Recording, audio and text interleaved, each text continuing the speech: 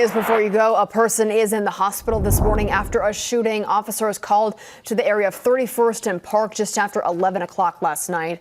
We're told the victim's injuries are considered to be serious. Also breaking this morning, one person's in the hospital after an early morning crash. Officers were called here to 9th and Pierce just before 4 o'clock this morning. We're told the victim's injuries are not life-threatening. And breaking in D.C., the government shut down now, the longest in U.S. history, surpassing the previous record set in 2019. The Senate failed for the 14th time to advance a House-passed continuing resolution to end the stalemate.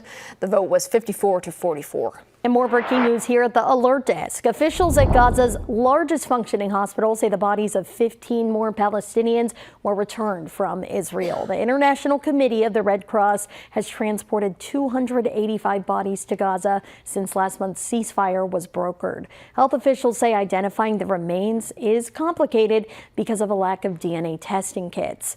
Israel hasn't said how many bodies it is holding or where they were recovered, but has been returning 15 each time the remains of an Israeli hostage is returned from Gaza. Cerise. Maria, thank you. More top stories before you go now. An off-year election night now in the books. Highlights include a potential ousting for mayor of Council Bluffs, 2 top officials in Valley getting recalled, and a razor-thin margin in a Carter Lake City Council race. Tragic news here. At least 7 are dead, 11 more hurt after a fiery plane crash near the Louisville airport. The FAA says a UPS cargo plane crashed just after taking off from the Muhammad Ali airport. Well, today is the last day for Omaha's citywide food drive. Officials say they've received more than 8,700 pounds of food.